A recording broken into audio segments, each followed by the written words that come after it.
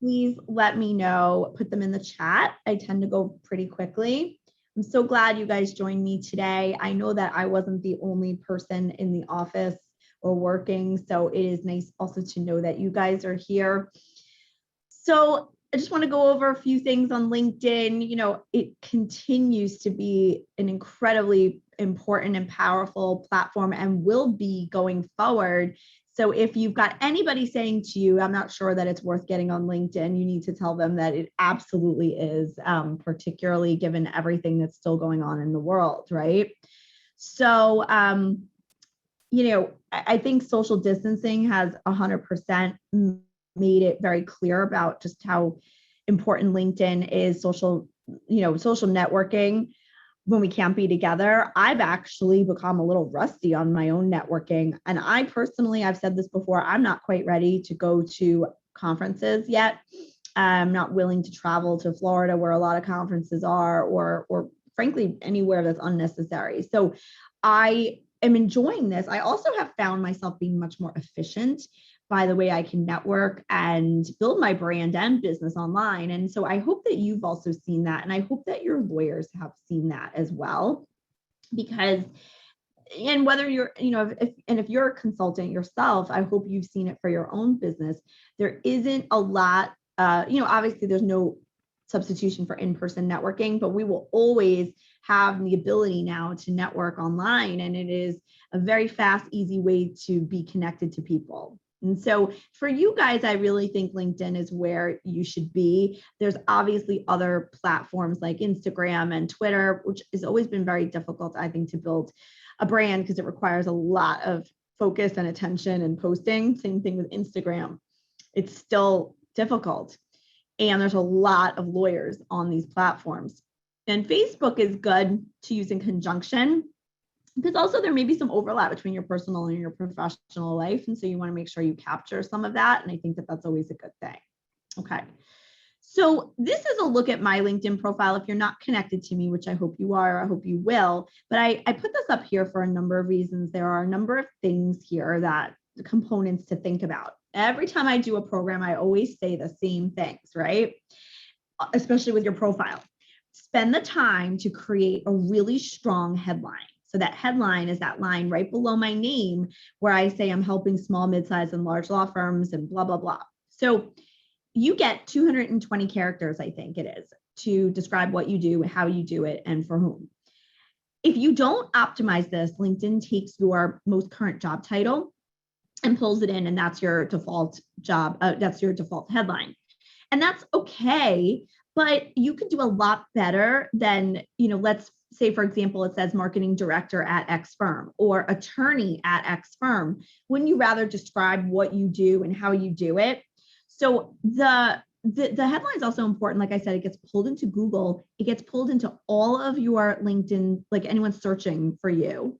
And it is searchable with keywords. So keywords are so important on LinkedIn because it is something that is categorized. So like you're going to get now keywords in your headline. You can use keywords in your summary, and this helps you be found for things. So the other day I was looking for an intellectual property lawyer, and I was typing in all sorts of keywords in LinkedIn, which actually, by the way, works. So like another one of my clients was looking for alumni relations people at law firms.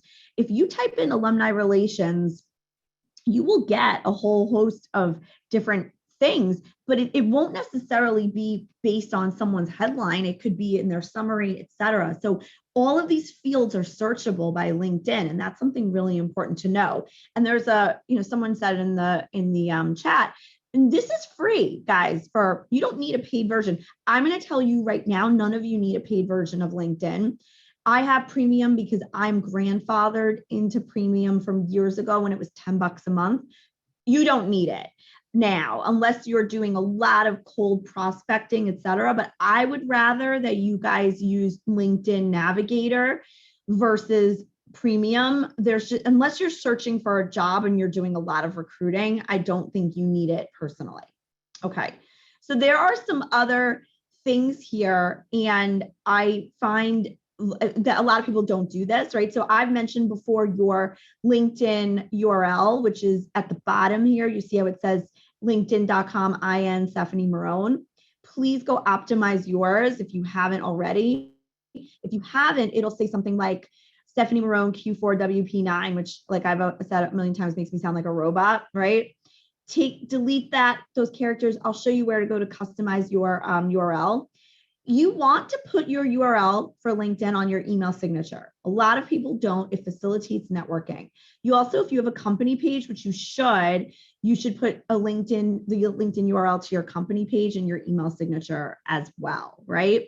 You can put this on your business card if anyone's actually taking business cards from people. You want to promote this. Put it on your resume. There's a lot of different places to put this, but you don't want to do it if it's not optimized. I've seen people, so I work with an IP lawyer who I think he claimed it was like his root is patent lawyer NYC, something like that. There is absolutely no benefit to doing that, and you shouldn't. So I would very much recommend that you be your name, because that's going to be better than like trying to like be your company or anything. And by the way, Valerie, for your question about LinkedIn company page URLs, your company page's URL is already set up when you set up the name of your company. So you have it. So it's if you go in and you'll see, if you're not in administrator mode, you'll see it. If you're in administrator mode, it'll look like you have a bunch of characters in there and letters, but it's actually not.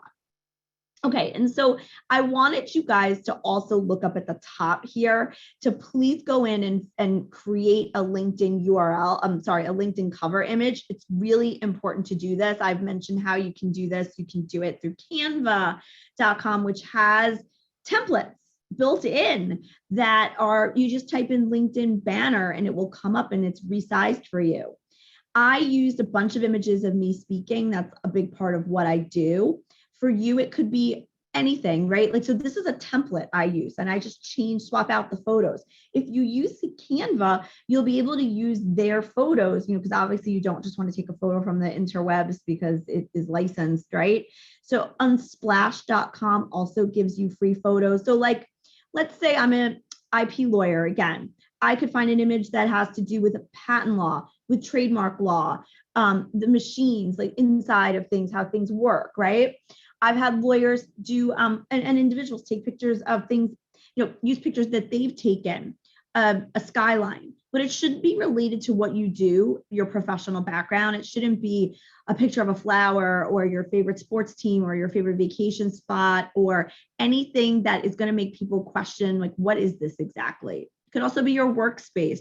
If you do that, clean your workspace first, please. It goes without saying, but there are a lot of different things that you could do here, and I would recommend that you go and optimize that. The other thing I'd love everybody to do is to put in their video. So you can do now a 30-second video of yourself behind your cover image describing what you do.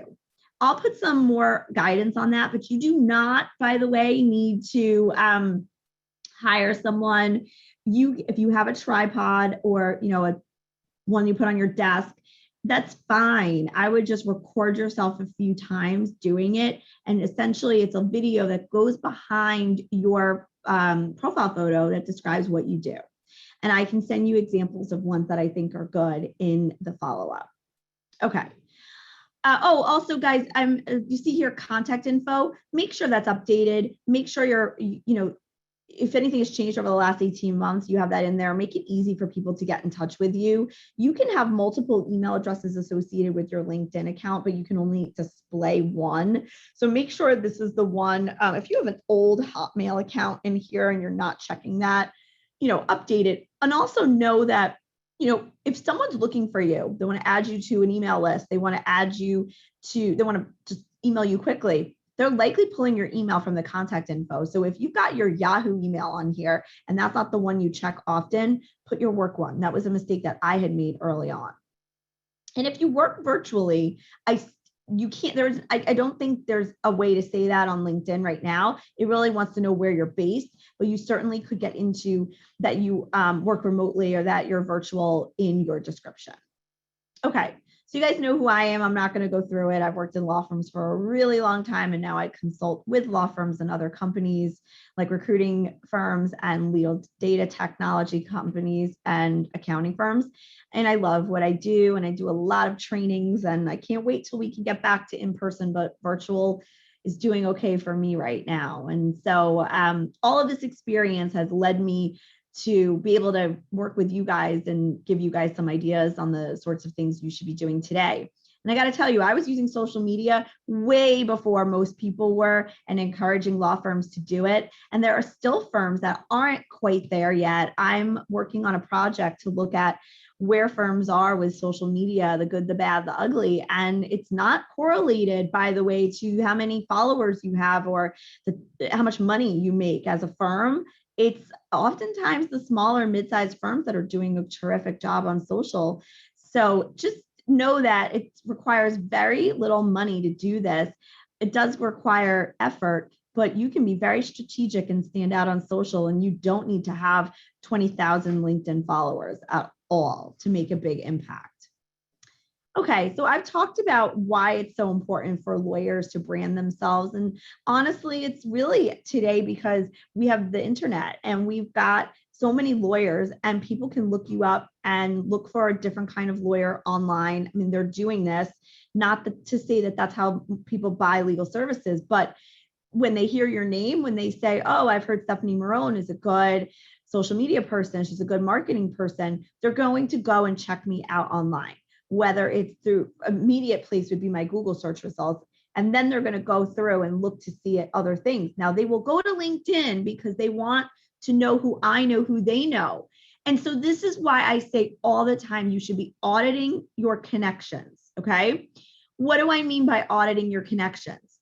If there is anybody in your professional history who maybe you're on the outs with, or who you are, I don't know, not someone, you're not a fan of them, I would remove them, because if you are connected to them and somebody asks them about you or vice versa, you have to then have a conversation, and you certainly don't want anyone recommending you who you wouldn't want to recommend you, right? So it's just really smart reputation management to go in there. Now, no one ever gets a notification when you delete them from your LinkedIn connections. They can certainly find out later on, but the odds of a busy person doing that are very low. I recently had someone contact me saying, do you know X person? We're interviewing them for a job. You're connected to them on LinkedIn. And I had to say, I don't really know that person. And that's okay for someone like me, because I speak a lot and I have a big network that follows me. But for you guys, in some cases, it may not be great, because one, you don't want to be in that position. Two, you probably want people who are connected to you, who you actually know and vet. I always say, err on the side of caution when it comes to accepting requests, and then you can always change your mind later on. Okay. So I brought this up in a slide a couple of weeks ago where I talked about how, it was about building your brand, but it was and things you could do over the summer to enhance your brand and business. And I think it's applicable here, so I wanted to add it. There are so many people who wait to get tapped for opportunities. And for the most part, opportunities don't necessarily fall in your lap. It's wonderful when they do, but they don't always. Your LinkedIn profile and your bio are great ways for people to get to know you, so those opportunities do come to you. And when they do, someone can vet you effectively. But sometimes you have to ask for things, right? Speaking engagement, article writing opportunity, volunteer roles. And one of the best ways to just start building your brand is to start writing on social. And if you're not comfortable writing, then comment on other people's posts, right? You can now take a comment of yours and turn it into a post in one click. It's so easy. But one of the very first things I did building my own brand when I was not necessarily so visible or comfortable posting myself was commenting on other people's posts or sharing other people's content. And it's a great way also to make relationships and build them. So when it comes to speaking engagements and article writing opportunities, sometimes you just have to put yourself forward, find out what's going on in your industry, find out which publications take pieces, and then put them out there. But I would also encourage you guys to, I wrote recently about paywalls. There are so many publications where they make it so difficult for people to read content, and it's something to know if you're going to write yourself or if your lawyers will write. There's nothing more frustrating for a client than having content that's hidden behind a paywall. So if you're going to you're going to work with a publication that has that, make sure you either buy the reprint or are able to add an excerpt or a full text version of a piece of content so that you can take advantage of making that visible, because you don't want to put something on your website that people can't read. And the same thing with social. Okay, so you've got lots of choices. I talked about this for most people who do what we do. I'm going to say that LinkedIn is probably the best place for you, but there are exceptions to the rule. And for those of you who like to do video content, you should consider video, and you should cultivate relationships and build video content. I have a YouTube channel, and by the way, I have less than 20 followers, but my videos aren't about followers. I put them in my blog posts. I put them on social in different ways, and they get a lot of views in other ways. So video content is easy to do. Again, you don't need a fancy budget to do these things. I promise you. I have a couple of tools on my phone that I use for video. If anyone wants to know, let me know. But you always want to have a caption on your video, because most people are viewing video content without the sound on. So they're looking at the subtitles. So make sure you do that. And there are tools, I've researched them because I've needed them myself, that enable you to do this, and they're either free or very low cost. Okay, so why do we have a social media strategy? Well, I'm not going to go through all of these things, but it does all of these things, right? Brand awareness and lead generation gives you the opportunity to generate positive buzz about your company, right? I call that owned media. I think it's more powerful than earned media in some cases. And earned media would be if I got myself quoted in the New York Times, or I wrote an article for the New York Law Journal. Owned media is the stuff that I post about myself on my own social. It's my own thought leadership. It's a practice area series. It's a bio series. It's a get to know your people series. This content is very powerful and helps to brand your company and yourself online. So social media helps to improve your SEO results, and your Google results. So obviously, if you're not a prolific writer, speaker, et cetera, you're going to have, you're not going to have a lot of Google search results, and that's okay. Most people don't go beyond this first page of Google. I will tell you, though, that LinkedIn is going to launch something new in the next few months, which is that it is going to categorize each of your posts on LinkedIn as it was an article. So posts will be categorized in Google. And that's why posting consistently is really important. And also using keywords in your posts are very important. So it kills me when people write one line and then they share something with one line of text, or they don't. How many of you have seen people share things without any text, right? Some of those automated tools like Clearview Social and Hootsuite enable you to share things, but sometimes they're too automated in my opinion, because you want to add introductory copy as to why something's important. One of the worst things somebody can do on social is to share something without any context. So don't just share something without explaining why you're sharing it, right? Okay, and so really social media also enables us to stay top of mind with our clients and our prospects and alumni and recruits and all of those people. And that is so important for us in terms of staying top of mind, okay? And in terms of keywords, I'm seeing that question come in. So yes, I can give you more info on keywords. I'm going to get into keywords a little bit more on some of the other webinars, but essentially you don't want to keyword stuff your post. You want it to be relevant. You want your keywords to describe what you do. So if you're writing about LinkedIn strategy, you want to use the term LinkedIn strategy, right? A few times throughout your post. You want to use words that describe the things that you're doing. If you're writing an article, you also want to make sure that the title of the article has direct correlation to your post. That goes without saying. One thing to note about LinkedIn, guys, is that LinkedIn cuts off so your post is cut off, truncated after the first two lines. So it will say, see more, right, on your posts. I don't know if you guys have noticed that. The first two lines of your LinkedIn posts are so important to get people interested. And that's where I would use the most compelling copy, a question, something interesting, a story, and the keywords right there, so people know exactly what they're reading. So keep in mind, people don't see your whole post when they look at your post online. Okay, so I would be remiss to not tell you to look at email, to use email marketing in conjunction with social, because I can't guarantee that every single person will see all of your posts, but I can guarantee if you use email marketing and you have a clean list that is, strategic, and you're maintaining that list and you're sending content, to only the people that want to receive it. So you're being smart about that. You're not spamming people. You will have great results, because if you hit people in multiple places, they're more likely to see your content. If you do not have an email marketing program, you should start one, whether it's announcing upcoming events, whether it's a newsletter. But again, always think client-centric. What is in this for the person? Why would they want to read this? It shouldn't be about you touting all of your successes. I see people post, send out emails when, we recently won X award, blah, blah, blah. And that's great, but that's not about your client, right? So client-centric, and think about show versus tell. Okay, so I've mentioned this before. We've got tons of generations in the workplace, and they're all very savvy when it comes to social, more so than ever before, which means you have to adjust your strategy when it comes to content as well. So no long client alerts, no bios that have no separation, right? So you need bios with short paragraphs. You need social media posts that are easy to read. You get more characters now on LinkedIn, by the way, 3,000 in your post. It used to be 1,300, but you don't have to use them all. And if you are going to use them, I tell people the way you structure your post is more important sometimes than what you say.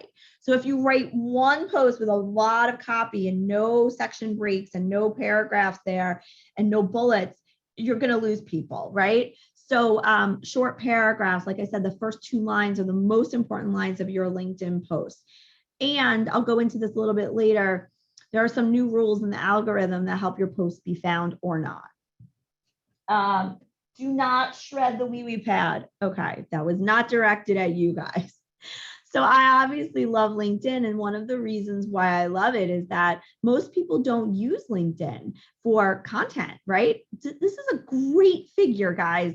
1% of users out of 750 million use LinkedIn to post content.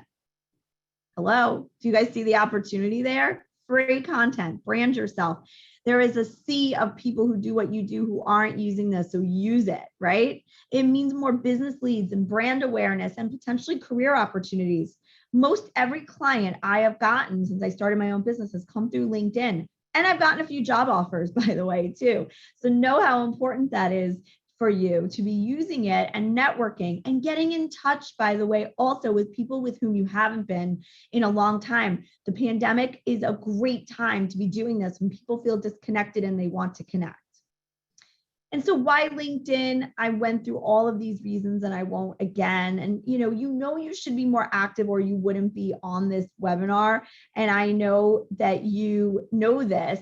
So I wanted to make sure that you're doing some of the things that will really lead to new business, right? So it's storytelling, being engaging. So storytelling, by the way, can be different. These are things I've done. It can be different for everyone. Like I just posted a story about workplace trauma, right? And so I led off with a story.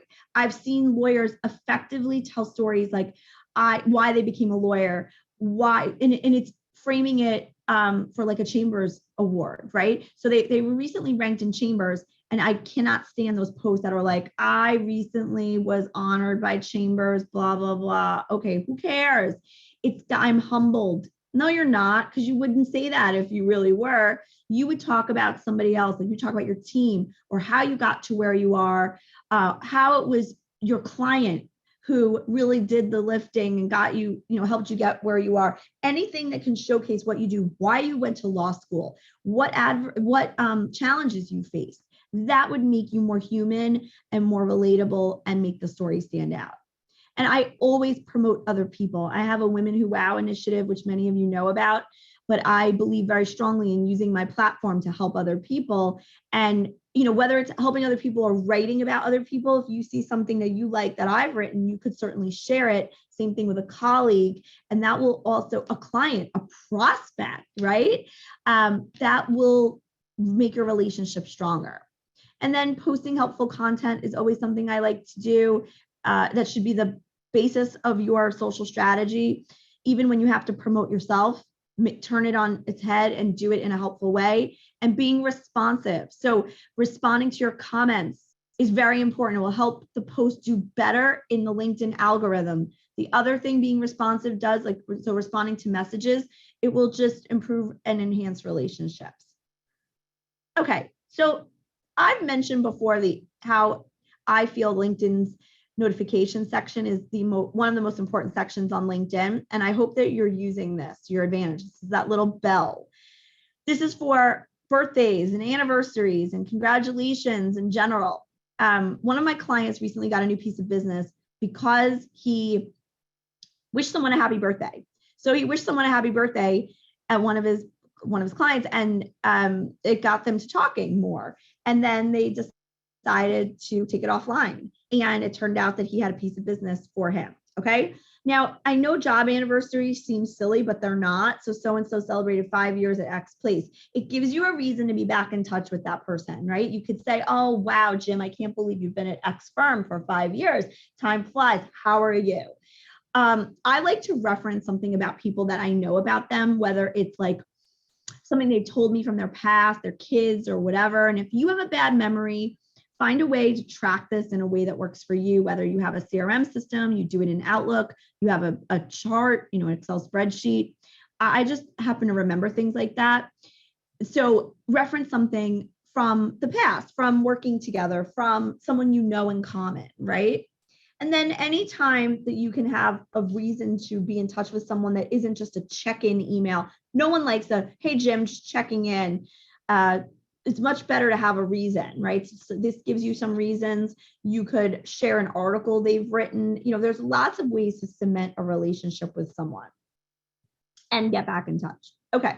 So one of the things I want to make sure that no one does on LinkedIn, and this is new with the algorithm, is once you create a post, you cannot edit it. Okay. Why? Okay. Even though you can technically edit it, you shouldn't edit it. Here's why.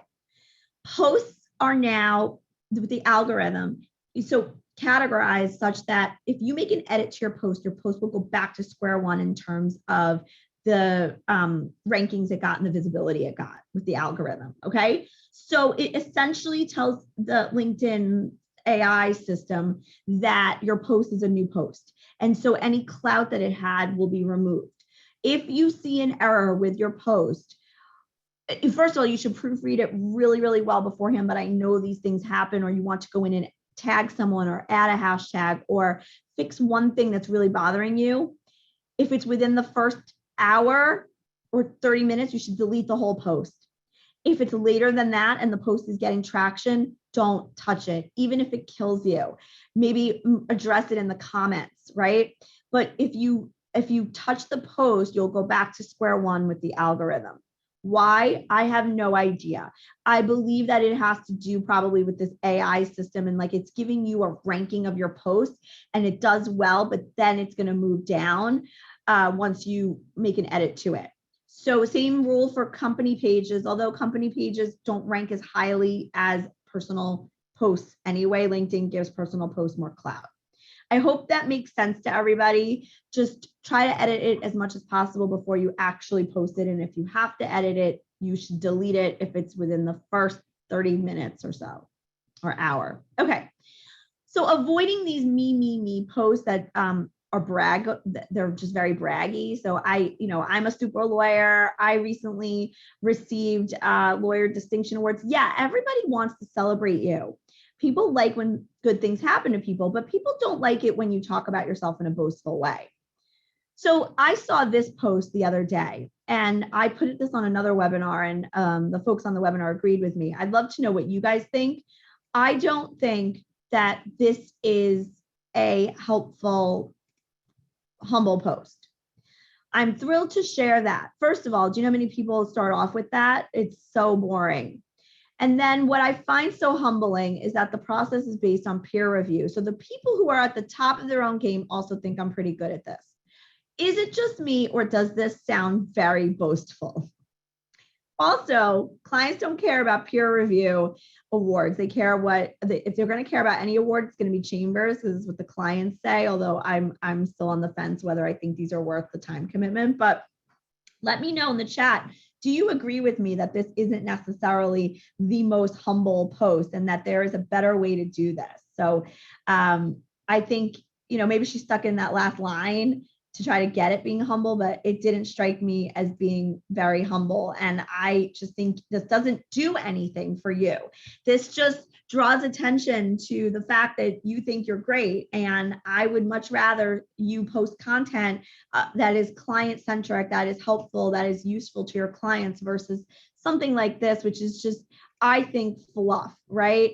And I think that there are, rules, when it comes to super lawyers and best lawyers, right? So like, you can game the system. You guys, I don't know if you guys saw my post on super lawyers, but I wrote them an open letter on social saying, like, you guys got to stop with your misleading marketing practices, getting in touch with the lawyers directly, trying to sell them profiles and make it seem in your email like they won't be listed if they don't buy this. And I've just had it with this stuff. And peer review means someone can nominate you, a friend outside the firm, and you can nominate them. I mean, so that's a whole other webinar. So you guys, thank you for coming to my TED Talk. This is how I feel about these, but I do not like posts like this. I think they come off as very, very boastful and just silly. Oh, Dan's writing in here. He knows someone who was listed as a super lawyer for 6 years after he stopped practicing. So why don't we just take it there and just say, let's just ignore super lawyers. But anyway, don't waste your post on something like this. It's just not worth it. So this is a new LinkedIn trick. I love this. I don't know if you've seen this, but let me show you, right? So this is not a post you would obviously, like, I'm just showing you how it works, but somebody replied. So I replied to a post, I think, or someone replied to a post. Someone shared something of mine and then I replied to it. Do you see how my comment now, it gives me the option to share my post? And then when I hit share, look what happens. And then it puts the whole, article in there. This is so cool. So if you took the time to write a really super comment, you can now share it automatically. And so I love this. You can go in and add a hashtag, whatever, but this is turning your comments easily into a post. And this is a new feature, relatively new. Okay. It goes without saying, I feel you should add value and tell stories. And one thing is to not sit on content. So lawyers do this. I know a lot of us other folks do this. We are perfectionists and we want everything, to be great. You're not trying to win a Pulitzer Prize. You oftentimes will miss the boat if you keep tinkering with something. So just get it out the door. Good enough is good enough. Your good enough is damn good. Okay. And helping others. So if you see someone posting on social that they're looking for, help with blank or whatever, if you don't want to write publicly to them, message them, post content that will help other people. That's my guiding principle with everything I do. Guess what's not going to help people? That post, let's go back. I'm thrilled to share that for the 4th year in a row, I've been selected for inclusion. I am humble. No, you're not. And does that help her clients? No, not in my opinion. It may make some clients feel better about using her, but it's not necessary. I'd rather she posted a piece of content directly related to her clients and their business. Okay. Like I said, tell stories, and then done is better than perfect. Get it out the door. So I want you all to start showing up on LinkedIn on a regular basis. Now, people ask me all the time, do I have to post every day? Absolutely not. You do have to post more than once a month or once every 6 months in order for it to have traction, okay? In order for LinkedIn's algorithm to start saying, oh, okay, Stefanie is somebody who may have clout. We should put her higher in the algorithm. If you post once every 6 months, LinkedIn doesn't know that, and it won't consider you to be a thought leader. It also won't enable you to build relationships or build your brand, because you can do those other things in the meantime. If you're not posting, you can comment on other people's posts, you can share other people's works, and you can like people's posts. I am reminded of people all the time when I see that so-and-so liked a post. I'm like, oh, I wonder what Jane is up to, or so-and-so made a comment. Those comments oftentimes appear in people's feeds. And so sometimes that's why people will, to whom you're not connected, will connect with you or like a post or like your comment, because they are following the comments. So I just wanted to mention, I mentioned this before, but this is showing the importance of Google and the importance of your LinkedIn profile. This is Brad Karp. He was the chairman at one of my former firms, Paul Weiss. If you look at Brad's Google results, you see how his website bio is number 1, number 2 is his LinkedIn profile, and number 3 is Wikipedia. So some people ask me whether they should have Wikipedia pages. The answer is if you're pretty prominent, yes. Should your company have one? Yes. There's a whole bunch of rules associated with Wikipedia. It's another topic for another day. Can anyone tell me what's wrong with Brad's LinkedIn profile? And if you were on my last webinar, you can't do this because I showed this. Thank you, Rebecca. Okay, Rebecca says his LinkedIn URL should be updated. Oh, wow, Adrian, you went to high school with Brad. That's really funny. But yeah, so his LinkedIn URL, guys, look what it says. It says Brad Karp 25021A2A. It should just be Brad Karp, okay? So, and 80%, that 80% is, that's how many people are going to the website bios directly from Google. So most people bypass, and this is for law firms, but you can correlate this to your own business. They're not going to your homepage, your diversity content, your thought leadership. They're going to find people, the bios, and they're going probably also to find your office, fax number, that sort of thing. Okay, and this is my Google search result. You'll see that because I'm not in-house at a law firm right now, my Google search result is showing my LinkedIn profile first. Look what appears, guys. My headline, right? Google yourself and go tell me if you see yours as well. This is why your headline should be more powerful. Now, Brad did not update his headline. It's not sure. So he has chair of the firm. Okay, for him, I'm okay with that. He's also an incredible, powerful securities litigator. So he could have put that in there. But here you'll see, I've got my LinkedIn URL here, my LinkedIn profile, and then about Stefanie on my blog, which is my website right now. So they went right to my bio page. Number 3 is my Twitter. So know that if you have a personal Twitter, this could be Twitter or Instagram or Facebook. It depends what will appear here. Go make sure everything looks good to you. Audit your personal brand, right? I've seen pictures, a lot of pictures of you will appear on the first page of Google also. Know that like MySpace pictures appear. You should go delete those, right? Old photos, somebody I know has a wedding announcement from the New York Times and he's divorced, and acrimonious, terrible divorce. And he's like, can I get that removed off the first page of Google? And I said, no, you can't. The only thing you can do is write more content. When LinkedIn enables all posts to be categorized on Google, you will see some of those other things move down. But if you want your Google search results to be really good on the first page, you need to write more content and speak more places. If anyone wants to write content, I absolutely take guest contributors on my blog, and you'll get very high Google search results with something like that, because my blog is a WordPress blog pushed out by Lex Blog. And so it's got all the engines you need. So if you want to write, let me know. You can write for me, but know that, you control your brand. Everyone's Googling you, whether you are a legal recruiter. I know we have a bunch of here, a lawyer, a law firm marketing person, every single day we're getting Googled. Okay. Which leads me to this slide. Go Google yourself. Set up a Google search for yourself. Set up a Google search for your company. Set up one for any prospects or big clients too. This gives you more information, just like the notification section does. It's so powerful and helpful. So I hope you'll do this. They're free and they go to your email once a day if you want them to. Okay. So I love to say this all the time, is that most people are looking at social and invisible user only mode, which again is important for a number of reasons. One, don't get discouraged if your engagement or your likes on your posts are lower than you would like. I have posts that fail all the time. I sit with the posts. They tend to do better, but I also know that people are looking at my content regardless, and that everything is a part of my brand, right? Most people on social use LinkedIn and use all the platforms in invisible user only mode. It takes a lot for someone to publicly make a comment.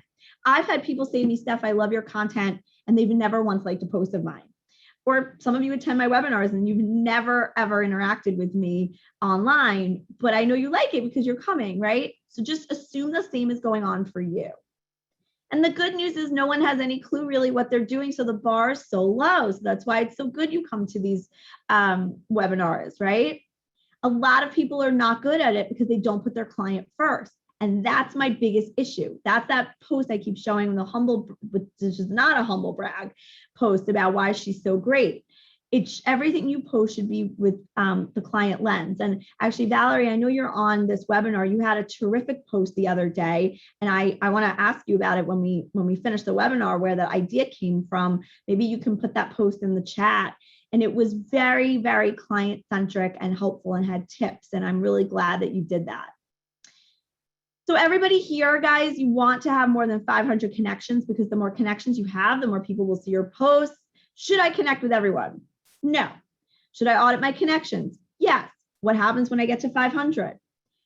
Your profile says 500 plus instead of the actual number of connections you have, and like 249.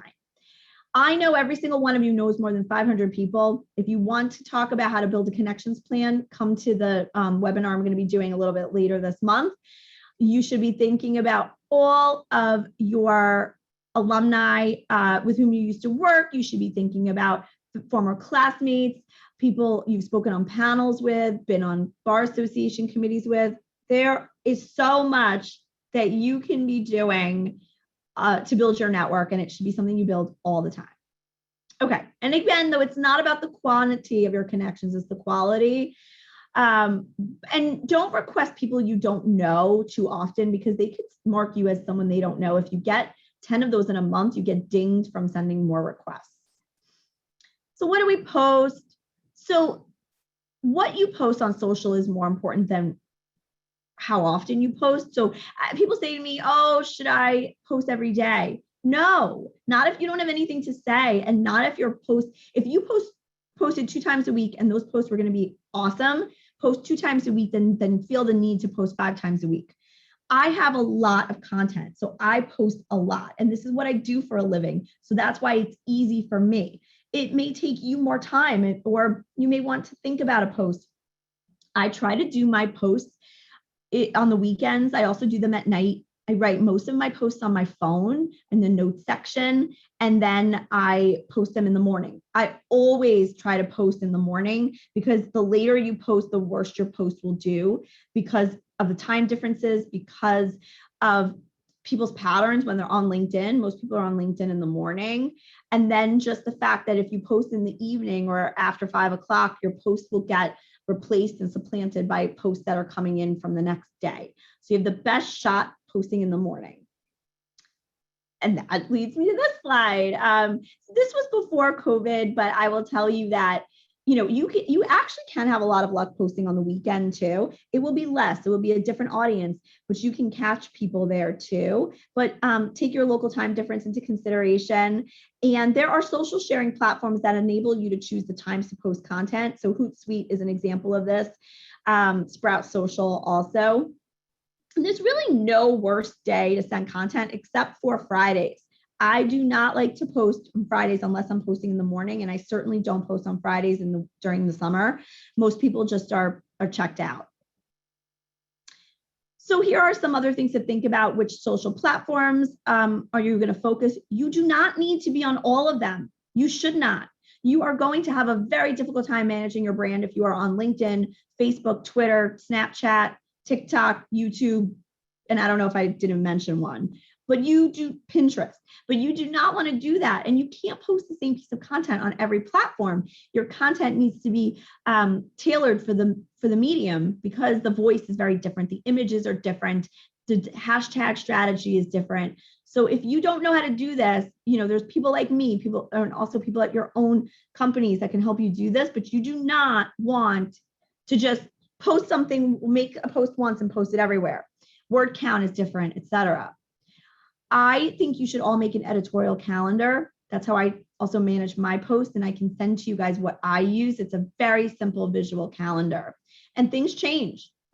I also will send everyone the hashtag holidays for September. There are some very important days coming up, and post hashtag holidays enable you to create content around those days. So like, for example, National Dog Day was last week. I posted about that.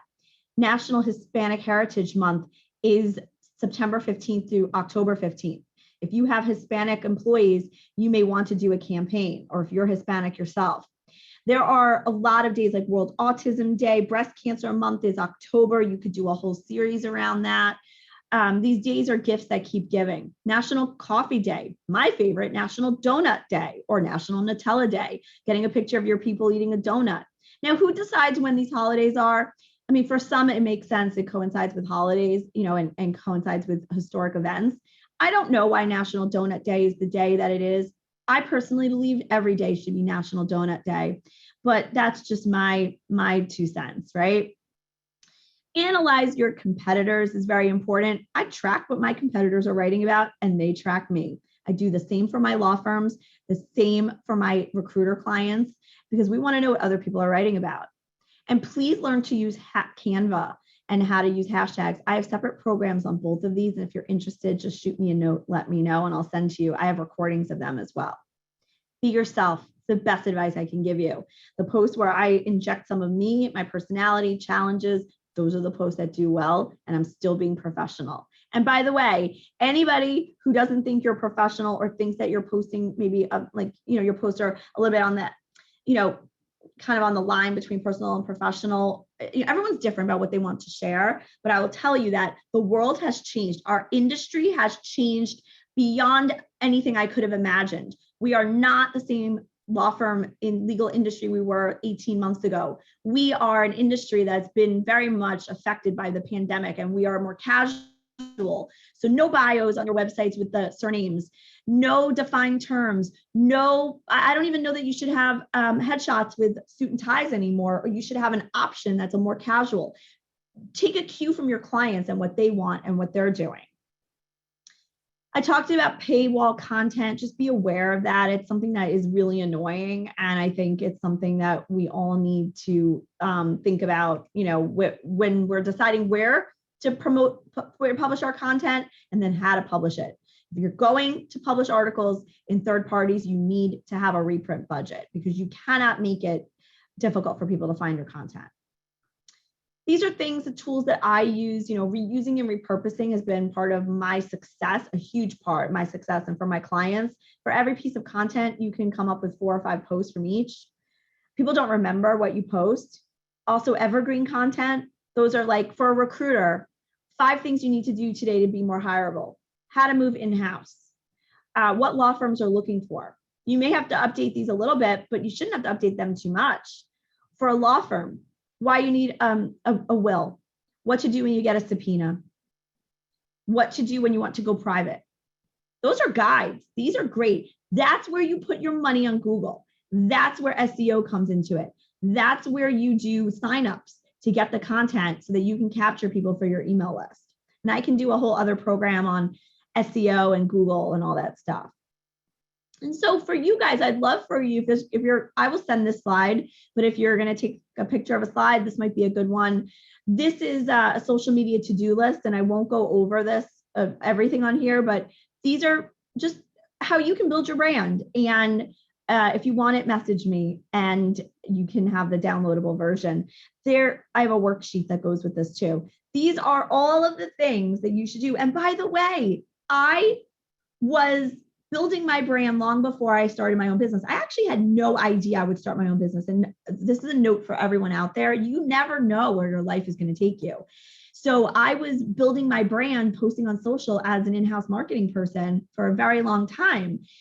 And I also had to deal with my firm saying, you should be promoting us more. And by the way, none of you have any responsibility to your company to post on behalf of them, post their content, share their content. This is your brand. What you do on LinkedIn is your own.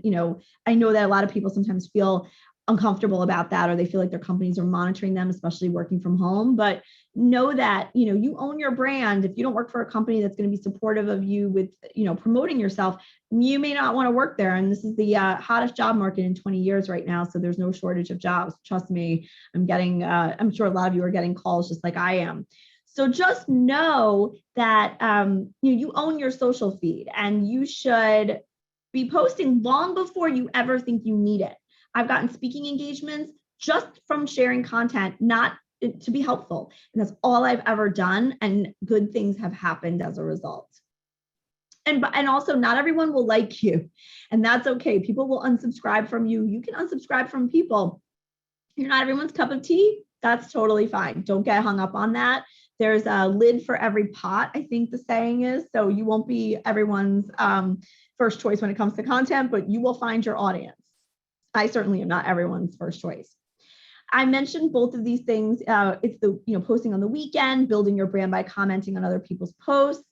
And then just quickly, I'll go into the LinkedIn algorithm. I only have a few more minutes left, but don't assume all of your connections see all of your posts. In fact, assume that they don't. This is why you want to post also on email, use email marketing, and why you want to use repurposing your content. And so, I may miss your post, but I may see the next post. So this is why you should be doing that. And I want to get to some of the questions, so I'll leave a few minutes for that.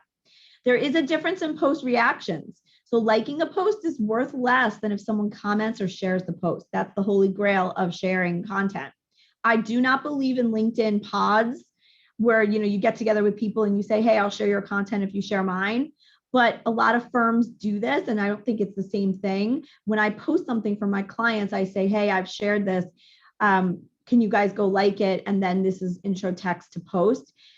I want you to vary it up, but here it is. You got to let your people know that you've posted something, or they'll miss it, because the feeds don't work the same way, even if you're all part of the same company. Do not assume that all of your connections or your employees see the posts.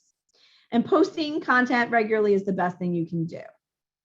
I mentioned why you shouldn't edit a post once it's published. I just want to stress that again.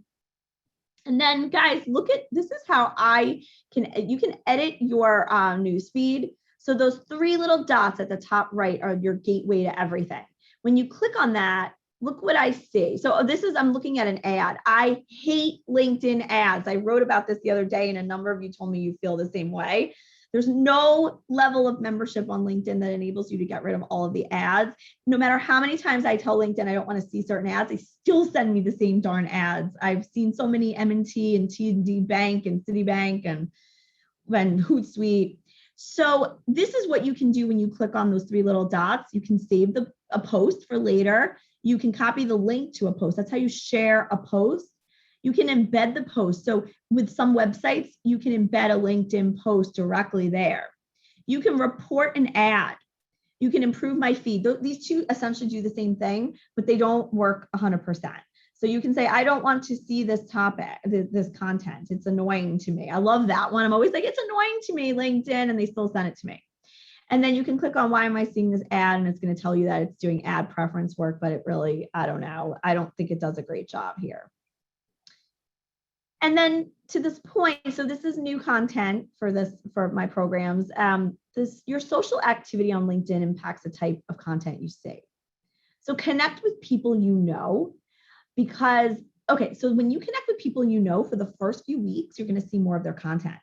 And that LinkedIn is going to show you a subset. So if you have 2,000 connections, LinkedIn cannot possibly show you all 2,000 connections content.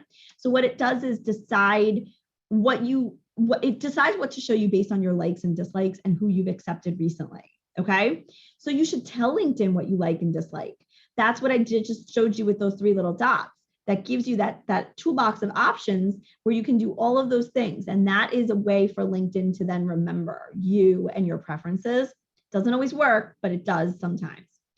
And like I said, you have complete and total control over what you see in your LinkedIn feed. If I decided that I didn't want to see posts from Key Private Bank, I can try to remove them more effectively. If I decided I didn't want to see Melanie's post, and I actually love Melanie's post, so this is not, I think she's terrific. You should follow her. And people can follow you if you make that available, follow or connect with you. And there's pros and cons to both. I can click on the three little dots here, and I can say who I want to follow. Okay. So I want to mention this, guys. LinkedIn Stories is going away. Those of you who use it, so they're shutting it down at the end of September. Now, this just got announced yesterday. The good news is it's coming back reimagined with a lot more video content and bells and whistles. LinkedIn just bought this tool called Jump Rope, and they're incorporating it into the platform, but it has to go down for now. I've been using LinkedIn Stories since it came out. I love them, but a lot of people didn't, so it won't affect you if you didn't use them, but just know this. Okay. And then just as a quick, I'm going to get into the questions you guys have because I only have 5 minutes. Always adding value, being helpful, publish consistently, and using email in conjunction with everything you do. Try to avoid random acts of content, one and done. A lot of people publish something once and they never post it again, which I never understand. Make your content work harder and smarter. You can change up the image. You can change up, use a different quote or something, and then create a personal editorial calendar.